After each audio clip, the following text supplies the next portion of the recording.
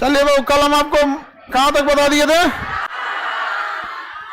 कहां बताए थे? ईरान, तेहरान, भूटान, ओ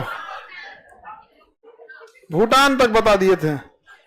ऐसे बोलो नहीं ना भूटान, ईरान बोलेगा सब कहेगा सब भूटान। मेरा कान खराब हो गया बोलते, मेरा कान खराब है जी। ये सब करिए से यस सर। हाँ तो ये सबको क्या समझ में आएगा? अंग्रेज कहिएगा तो आप लोग कानून सब खराब हो चुका रहेगा। अभी आप लोग को 30-35 में क्या समझ में आएगा? हाँ 35 नहीं कितना 34 होगा, 38।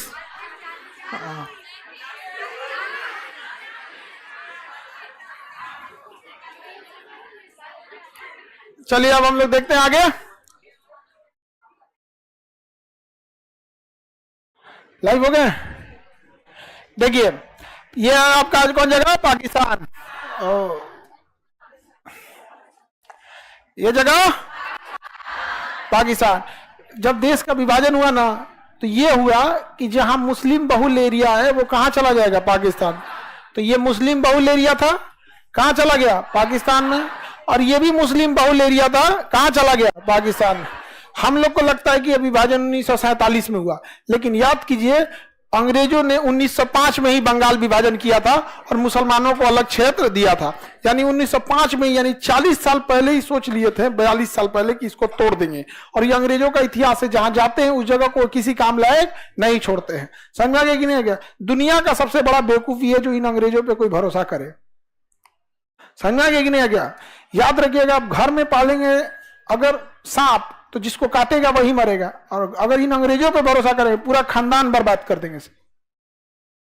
ये किसी के नहीं होते हैं सब, ये दिमाग में बैठा के रख लीजिए, किसी के नहीं। ये हमारे पे परमाणु बम मारने चला गया था, मोदी जी को वीजा नहीं दिया अमेरिका आने के लिए, पाकिस्तान के फेवर में इतना लड़ाई लड़ा, पाकिस्तान में घुस के मार के चला है। अभी ये किसी के नहीं होते हैं सर। तो ये हो गया आपका बांग्लादेश। कौन जगह? बांग्लादेश। इसका नाम था पूर्वी पाकिस्तान। क्या था? पूर्वी पाकिस्तान। और ये पश्चिमी पाकिस्तान, पूर्वी पाकिस्तान और पश्चिमी पाकिस्तान। तो देखिए जिन्ना ने देश बनाया ये इससे ज्यादा खतरनाक था कि जिस तरीके पे चल के उसने देश बनाया।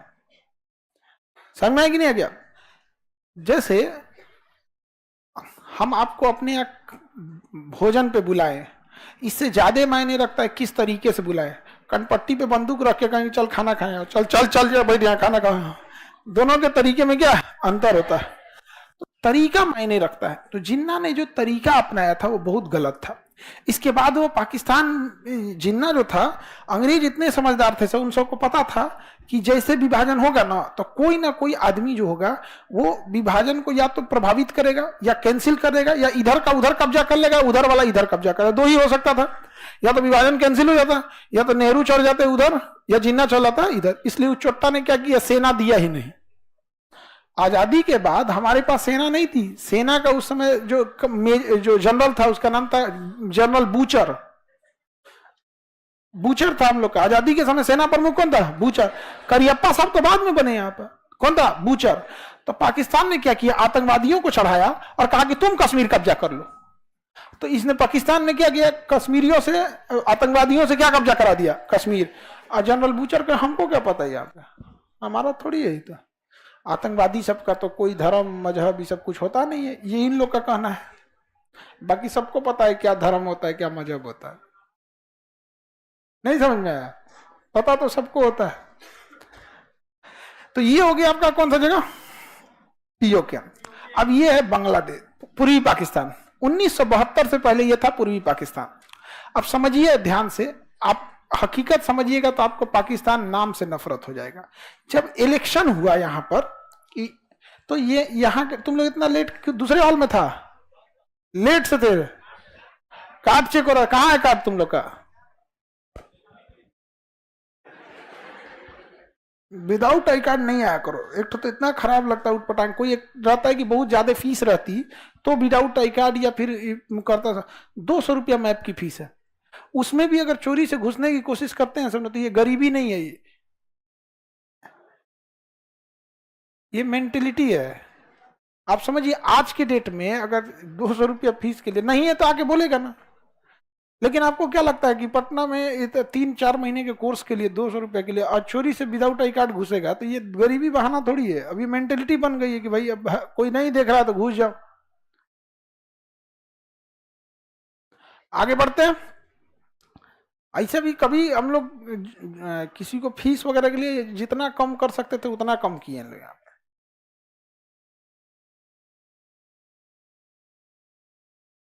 आगे बढ़े, अब ध्यान से देखिए यहाँ पर। तो इलेक्शन जब हुआ तो उससे पहले पाकिस्तान में इधर के लोग जो अपने आप को श्रेष्ठ समझते थे, क्या समझते थे? श्रेष्ठ। एक गेट बंद कर दो जी, इसमें काहे बीच क्लास में घुसा देते हैं लोग, डिस्टर्ब होता है क्लास, क्लास डिस्टर्ब हो रहा है, इसमें मत भेजिए लोग। हाँ, गेट बंद कर दीजिए। आपका वो काहे इतना लेट हुआ, कौन सी के लिए?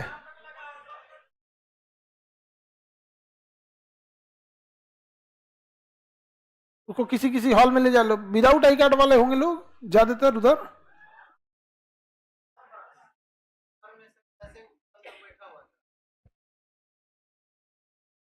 कार्ड वाले सबको, विदाउट आई कार्ड वाले ऊपर भाग गया था सब। चलो आगे देखते हैं हम लोग। हम ऑनलाइन वाले ठीक है टाइम से आ जाते हैं, यहाँ टाइम से लगा दिया जाता है।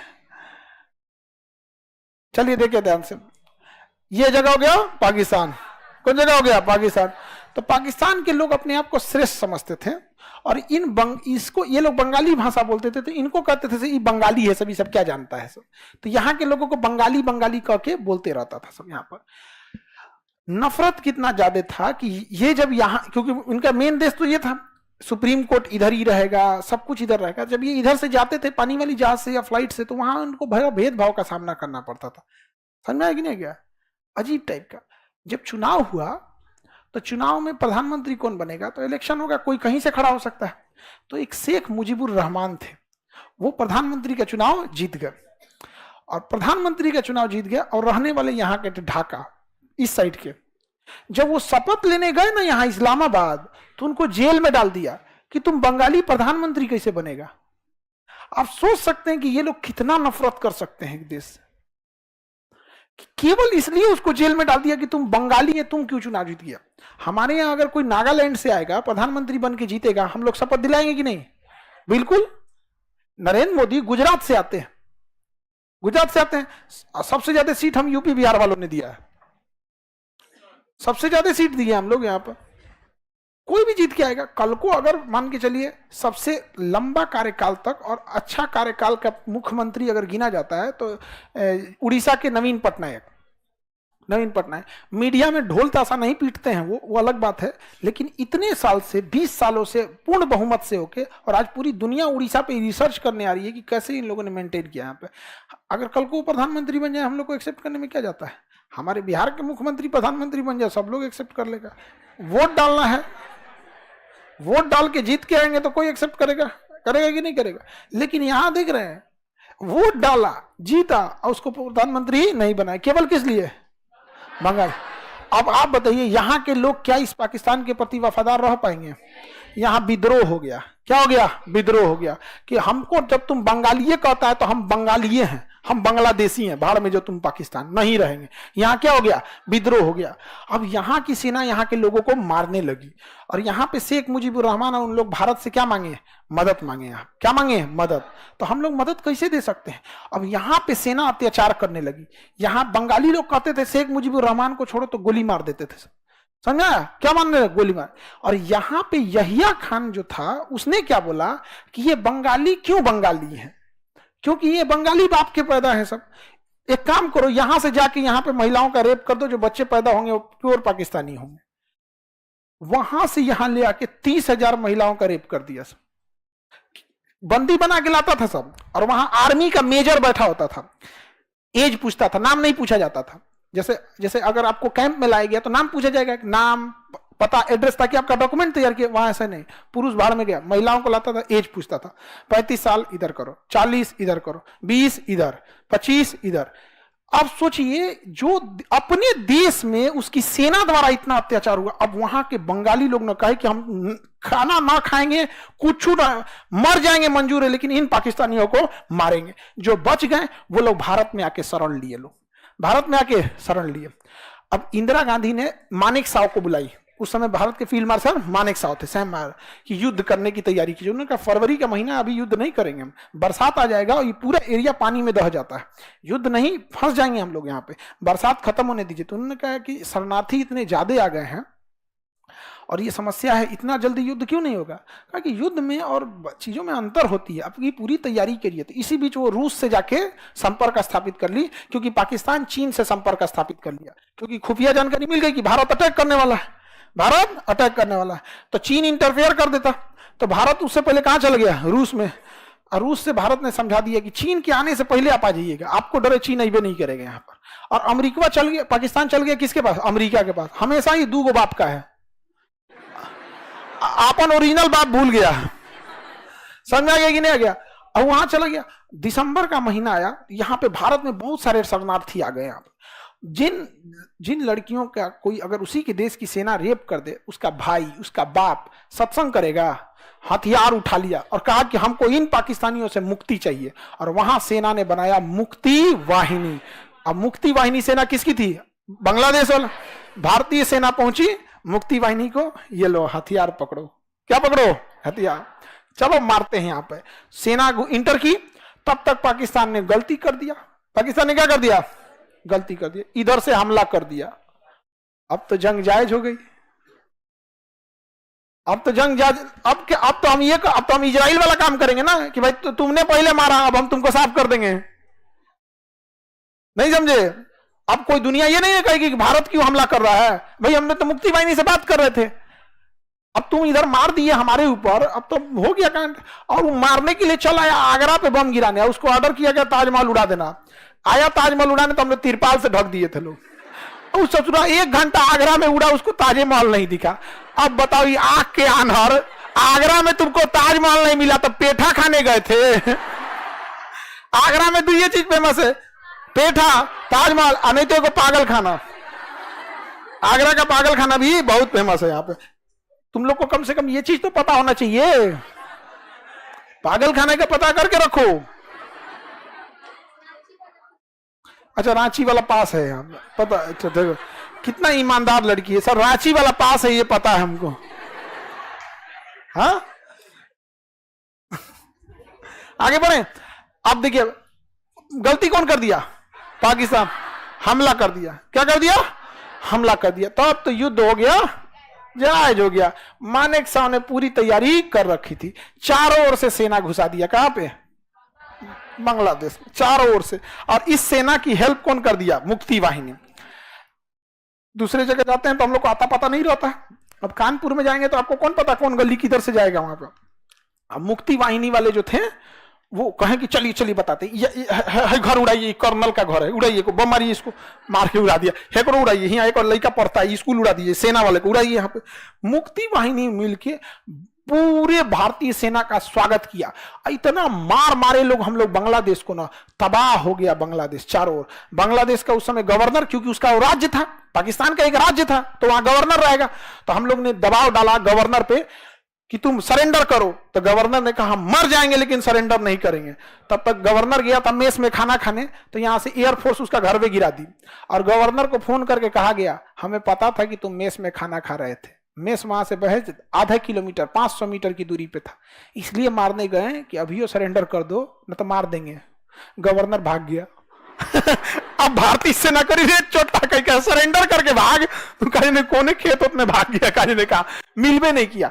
और यहां से हम लोग क्या किए, तबातोड़ फायरिंग करना चालू किए यहां से, और सेना अंदर घुस गई। और यहां से एयरफोर्स जो थी, एयरफोर्स यहां से घुस के बम्बार्डमेंट कर रही है।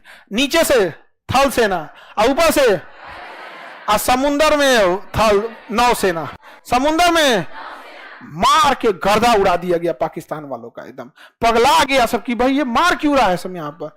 बताइए हम लोग कभी किसी राजनीतिक मतभेद अलग है कि कहीं कोई राजनीतिक पार्टी है, कभी कोई राजनीतिक पार्टी है, कोई बंगाल में ममता बनर्जी को पसंद करेगा, कोई नहीं पसंद करेगा, समझा कि नहीं। अरे वहां के लोग पूर्ण बहुमत से जीता है तो वहां के लोग पसंद कर रहे होंगे, हम लोग को कौन सी पता भाई।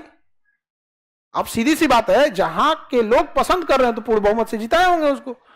अब आपको उड़ीसा के बारे में क्या पता है, लेकिन पूर्ण बहुमत से जीत रहे हैं तो वहां की जनता उनको जिताई है यहाँ पे, खत्म। अब जैसे भारत में नरेंद्र मोदी, जनता पसंद कर रही है, जिताए यहाँ, लोकतंत्र में यही तो होता है यहाँ पे। लेकिन इसका पाकिस्तान वाला पागल हो गया, कहा कि बाप रे बाप मार के तो गर्दा उड़ा दिया यहाँ पे, तुम क्या किया, गर्दा उड़ा दिया मार के। अब देखिए यहाँ पे तो पाकिस्तान वाले जो थे सब, पाकिस्तान वाले उन्होंने सोचा कि यहाँ तो हम फंस गए, अब तो हम नहीं जीत पाएंगे, अब तो नहीं जीत पाए। अब पाकिस्तान वालों ने मान लिया कि अब मान के चलो हम हार गए हैं, कोई ऐसा काम करते हैं कि वापस उस जमीन ले ले। तो पाकिस्तान वाले ने सोचा कि ये एरिया कब्जा कर लेते हैं, ये एरिया कब्जा कर लेते हैं, क्योंकि भारत का ध्यान इधर है। और जब युद्ध समझौता होगा तो कहेंगे कि तुम मेरा वापस करो, हम तुम्हारा वापस कर देते हैं। सोच रहे हैं कितना खतरनाक था। और उसने खुफिया जानकारी निकाला कि यहां जैसलमेर का जो जगह था, यहां महज 120 फौजियों की ड्यूटी थी। कितने फौजियों की? 120 फौजियों की ड्यूटी थी, और सब सिख सरदार थे लोग। सब कौन थे? सिख सरदार। और उनके कमांडर था, जो कमांडर थे मेजर चांदपुरी, मेजर कुलदीप सिंह चांदपुरी। अब यहां पाकिस्तान वाले ने इस 120 सैनिकों को मारने के लिए 6000 की फौज भेजा। कितना? 6। और उस 6000 के साथ साथ आगे से उन्होंने टैंक भेजा, लगभग 100 की संख्या में। क्या भेजा? टैंक। ये टैंक अकेले के इसको कोई मार ही नहीं सकता है, टैंक को, बहुत मजबूत होता है टैंक यहाँ पे। और 6000 की फौज भेज दिया और टैंक भेज दिया, और कहा कि इसको मार के और रातों रात जोधपुर पहुंच जाओ। अब भारत की एयरफोर्स इतनी कमजोर थी उस समय कि रात में उड़ नहीं सकती थी, रात में उड़ नहीं सकती थी। सोचिए इतनी कमजोर एयरफोर्स थी, इसलिए हमला कब किया? सब रात में, रात में हमला किया सब। 120 फौजियों के ऊपर 6000 फौजी और पूरी टैंक रेजिमेंट लेके आ गया सब। सोचिए क्या इन चोटों को लगता है यहाँ पे। और तब दिल्ली से आदेश गया मेजर कुलदीप सिंह चांदपुरी को कि आप वापस हट जाइए, आप नहीं लड़ पाएंगे क्योंकि 6000 फौज है, आप हट जाइए। इसके बावजूद आप लड़ना चाहे तो आप अपने ऊपर। तो उन्होंने क्या कहा? 1.25 लाख नू एक लड़ावा तो गोविंद सिंह नाम रखा। गुरु गोविंद, हम लोग सौभाग्यशाली हैं, गुरु गोविंद सिंह का जन्म स्थल पटना है, पटना साहिब। यहाँ पे कंगन घाट है ना, कंगन घाट से उतर के जाएंगे तो सूरत पटना साहिब आ जाएंगे यहाँ पे।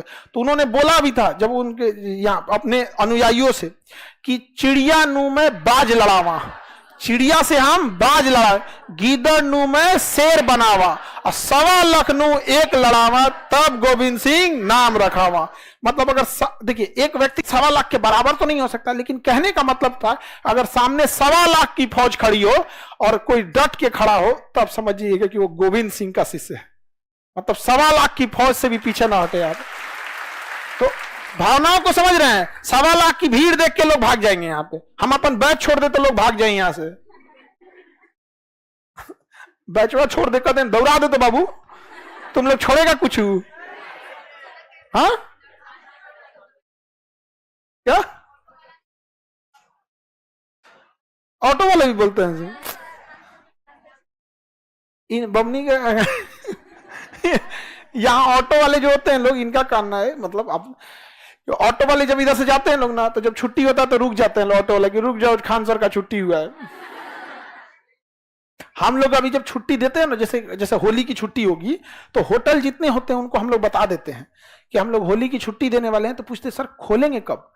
तो बता देते इस दिन को खोलेंगे, क्योंकि सुबह शाम तक 35-40 हजार बच्चे आते हैं, वो उस हिसाब से खाना बना लेंगे, खाना बर्बाद होगा, अच्छी बात नहीं है। आप लोग इस एरिया की इकोनॉमी चलती है, समझ में आएगी नहीं आ गया? यहाँ पे बहुत सारे विद्यार्थी कहता है कि सर लॉज भी है, तो देखिए लॉज महंगा नहीं है, उस जरूरत के हिसाब से आपका है, एवरेज है।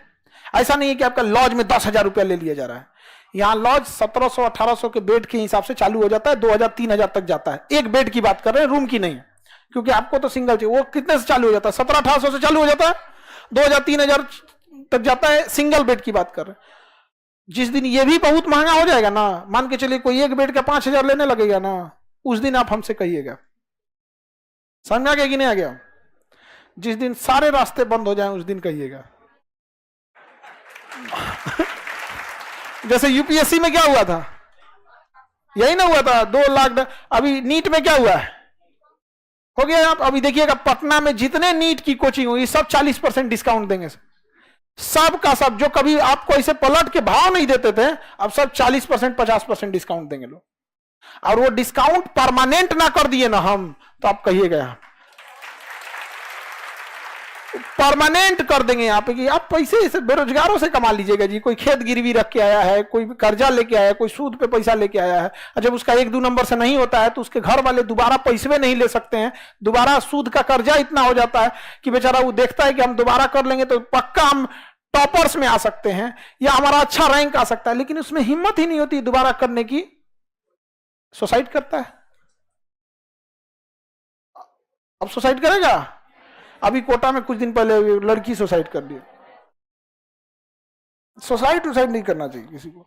इतना शरीर में इतना महंगा महंगा सामान लेके मार डालता है सब, किडनी है, लीवर है, यहाँ पे सुसाइड करना है तो आओ मेरे पास, हम तो निकाल के रख लेते। भाई जाइए रहा है दे दे हमरा, नहीं समझे, लाला यहाँ पे दे दे। हम यहाँ पे कौन चले हैं सब 6000 से।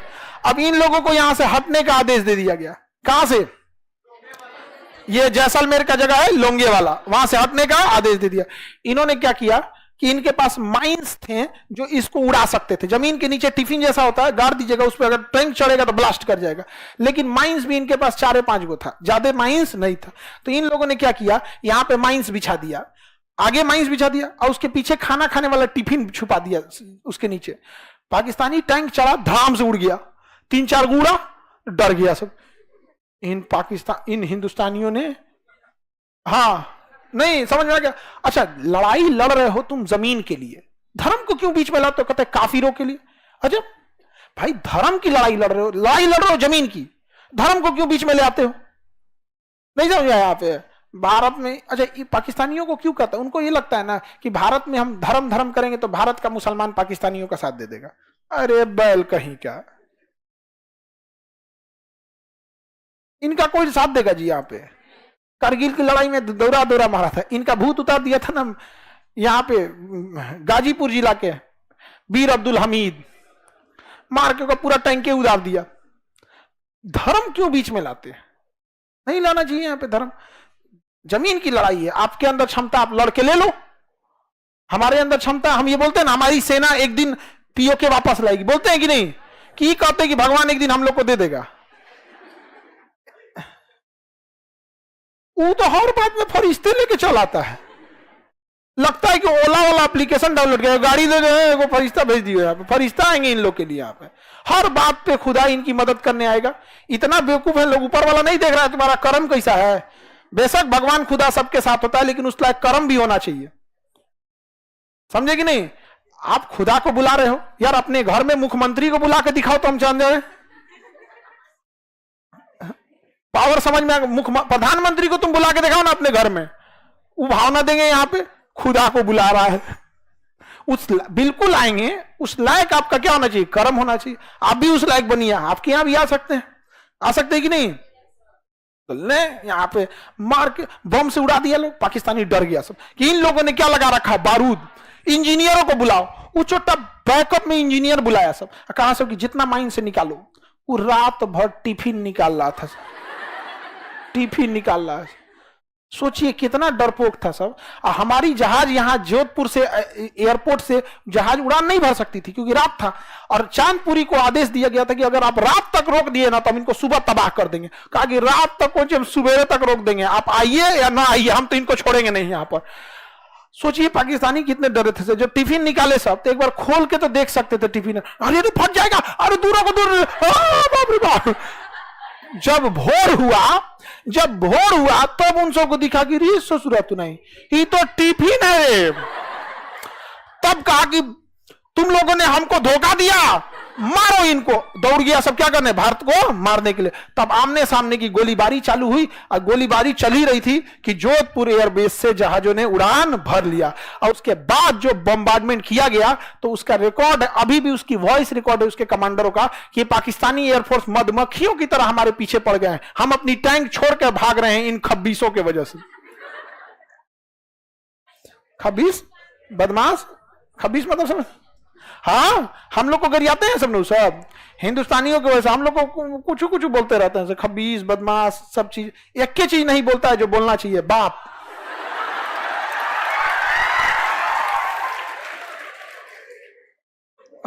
अगर आप बताइए एक बार कह देता है बाबूजी माफ कर दीजिए, नहीं माफ कर देते लोग, आराम से कंधा पे आप रखे, आप बेटा माफ किए, चला, नहीं समझा, यहां उड़ा दिए। पाकिस्तान का इधर का सपना टूट गया।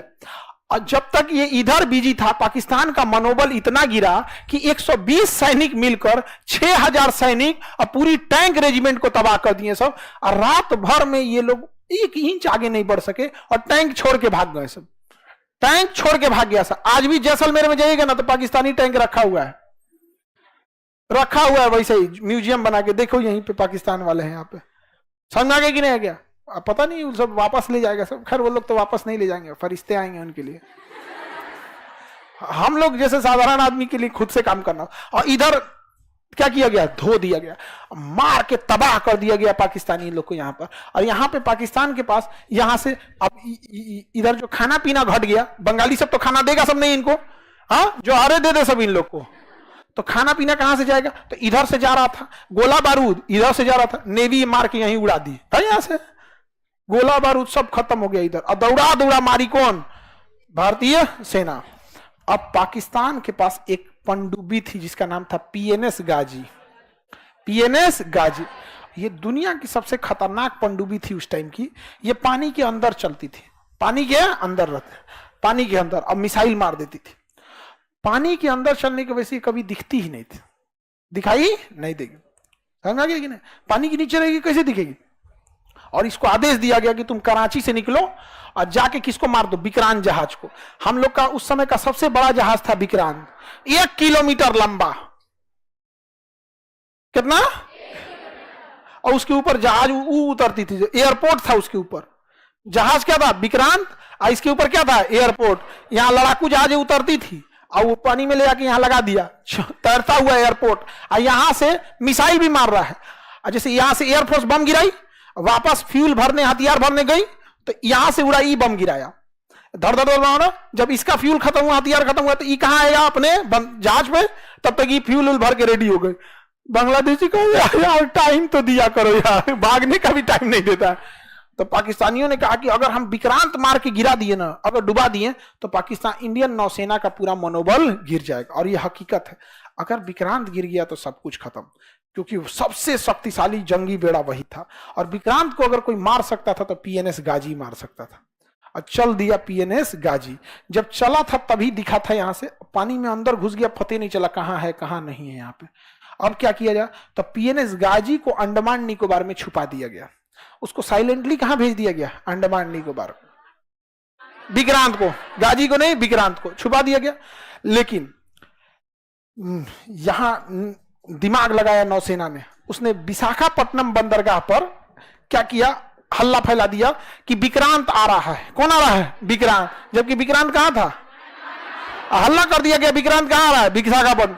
क्यों आ रहा है? तो फ्यूल भरेगा, खाना पीना भरेगा। अब विक्रांत में 5000 सैनिक तैनात थे, तो 5000 के आदमी डेली 3 टाइम खाना खाएगा, यानी एक दिन में 15000 आदमी खाना खाएगा।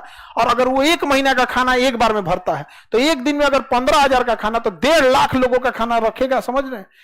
1.5 लाख कौन चीज? तो उसको सामानों भी चाहिए बहुत ज्यादा, आटा, चावल, चीनी, ये सब चीज। तो हल्ला विक्रांत में जितना विशाखापट्टनम में जो भी थे लोग ना, दुकानदार, सबको ऑर्डर दिया गया। नौसेना जाके विक्रांत आ रहा है, ये चाहिए, या आलू चाहिए, 40 ट्रक आलू, 2 ट्रक अंडा, फल चाहिए, ये चाहिए। पूरा हल्ला हो गया विशाखापट्टनम में, मंडी लग गई। हाँ, विक्रांत में जाएगा, विक्रांत में जाएगा। वहां कोनो जासूस फोन कर दिया पाकिस्तान में, विक्रांत आ रहा है। कौन आ रहा है? विक्रांत। अच्छा, पीएनएस गाजी को मारने की क्षमता अगर किसी में थी तो आईएनएस राजपूत में थी। एक जहाज थी जिसका नाम था आईएनएस राजपूत, और आईएनएस जहाज राजपूत खराब हो गया था, उसकी इंजन में कुछ गड़बड़ी आ गई थी, और उसके बनने के लिए उसे रखा गया था कहां पर? विशाखापट्टनम। तो सोचिए, आईएनएस राजपूत तो जा नहीं सकता था, कहां रखा हुआ था? विशाखा। अब बुला लिया गया पीएनएस गाजी को, कहां? विशाखा। कोई जासूस फोन कर दिया पाकिस्तान में, और पाकिस्तान वाला फोन कर दिया पनडुब्बी को कि जाओ तुम विशाखापट्टनम जाओ, जाओ वहीं विक्रांत है, मार के गिरा देना। और जब वहां गया ना तो वहां कौन खड़ा था? आईएनएस राजपूत। मारा आईएनएस राजपूत, उधी आ गया पीएनएस गाजी। पीएनएस गाजी डूब गया। अमेरिका इतना गरियाया पाकिस्तान को कि तो हमारा इज्जत तो उतार दिया रे चोटा कहीं का। ये पनडुब्बी कैसे हरवा दिया वहां ले, पता नहीं कैसे मार दिया। विक्रांत मिलवे नहीं किया यहाँ पे। अब यहां से निकला विक्रांत, अब फुल फ्लेजेड धोया, और यहाँ एयरफोर्स वगैरह धो दी यहाँ पर।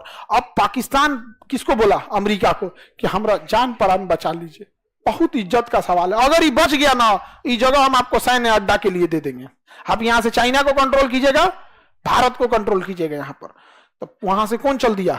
अमेरिका। कहा कि बेशक हम आएंगे तुम्हें बचाने के लिए। तो यहां से कौन चल दिया? अमेरिका। ये है कौन? पाकिस्तान। और ये यहां लड़ाई चल रही है बांग्लादेश में, और यहां हम लोग का कौन खड़ा है? विक्रांत। अब यहां से अमेरिका भेज दिया सबसे बड़ा जंगी जहाज, और उसके साथ कई जहाजों की पूरी बैटल ग्रुप चल रही थी।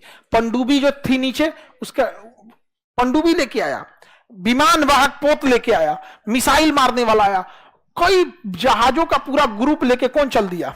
अमेरिका। पूरा ग्रुप में आया, एगो दूगो नहीं, पूरा ग्रुप में। एगो जहाज थी जिसमें खाली खाना पीना भरा हुआ था, एगो में जिसमें फ्यूल भरा हुआ था, एक में केवल हॉस्पिटल था, चलता फिरता हॉस्पिटल था, एगो पनडुब्बी थी, एक मिसाइल मारने वाला, बम मारने वाला, सारा चीज लेके चल दिया बैटल ग्रुप। इसका नाम था सातवां बेड़ा। क्या नाम था?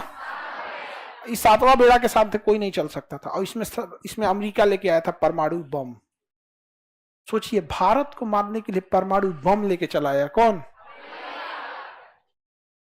तबाही क्या होगा? इंदिरा गांधी के ऊपर कितना प्रेशर रहा होगा। यहां तो लड़ाई चल ही रही है बांग्लादेश में। तब इंदिरा गांधी ने रूस को बोला। किसे बोला? कि हमरा बचा लीजिए। वो चल दिया है कितना लेके? सातवां बेड़ा ले। तो रूस कहा कि यहां तो आपको कोई जरूरत नहीं ना है। कहना इसको तो हम धो दिए हैं, खत्म कर दिए, धो धा के बराबर है। तो यहां से इसने भी अपने बैटल ग्रुप को भेज दिया यहां पे। इसके में भी पूरा परमाणु बम पनडुब्बी तैनात थी। इसका नाम था 40वां बेड़ा। रूस क्या भेज दिया? 40वां बेड़ा। अमेरिका भेजा 7वां बेड़ा। अमेरिका को आने में टाइम लगा, जब तक रूस यहां आके पहुंच गया। अब पूरी जहाजों को यहीं लगा दिया चारों ओर से, 40वां बेड़ा चारों, और ऑटोमेटिक मिसाइल तैनात कर दिया कि अगर तुम 400 किलोमीटर से कम दूरी मेंटेन रखोगे तो ठीक है, 400 किलोमीटर पास आ गए ना तो मार देंगे ऑटोमेटिक। और जितनी पनडुब्बी लेके आया था ना ये रूस, सारी पनडुब्बियों को ऊपर कर दिया, रेडी टू फायर मोड में। तो अमेरिका के साथ ना ब्रिटेन भी आया था। ये दोनों साथे चलता है सर। तो ब्रिटेन वाला ना अपने प्रधानमंत्री को फोन किया, वी आर टू लेट। ई वाला टू, TOO, बहुत लेट हो गया। हाँ, हुजूर आते आते बहुत देर कर दी। वो गाना है ना, हाँ, बेचारा पाकिस्तान गाना गा रहा है, हुजूर आते आते बहुत देर कर दी। ब्रिटेन का रहा है बहुत देर हो गया, अब हमारे बस का नहीं है। 40वां बेड़ा आ चुका है। तो अमेरिका धमकी दे रहा है कि हमारे पास परमाणु बम है, हमारे पास परमाणु बम है, लगभग 100 की संख्या में परमाणु बम लेके चल रहे हैं। तो रूस ने कहा कि हमारे पास भी परमाणु बम है। और जब चला था ये बैटल ग्रुप ना, तो उस समय तक गिनती जो हुई थी वो 200 के आसपास थी। जल्दबाजी में पहुंचना था, गिनती नहीं हो पाई थी।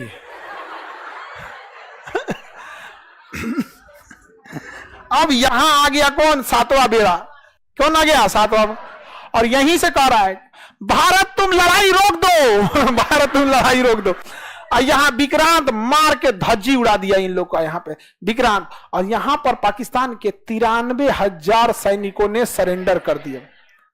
93,000 पाकिस्तानी ने सरेंडर किया। हम नहीं लड़ पाएंगे। जब सेना सरेंडर करती है ना, तो अपना स्टार हटा देती है, टोपी उतार देगी, बेल्ट हटा देगी, और हथियार को जमीन पे रखेगी। हथियार को जमीन पे रखे, ये सरेंडर का होता है। 93,000 फौजियों ने सरेंडर किया था। बाप बाप होता है। याद कीजिए, उसी लड़ाई में यहां हमारे 120 सैनिकों ने सरेंडर नहीं किया। ये चोट्टा 93,000 सरेंडर किया। Guinness book of world record में है। पूरी दुनिया में सबसे बड़ा सरेंडर जो किया, किसने किया? पाकिस्तान ने सरेंडर किया, पूरी दुनिया में सबसे ज्यादा। और यहाँ रूस किसको संभाल लिया? अमेरिका को संभाल लिया। अब 93,000 सैनिकों ने सरेंडर किया और भारत ने कहा कि आप एक्सेप्ट कीजिए कि बांग्लादेश आपका नहीं है।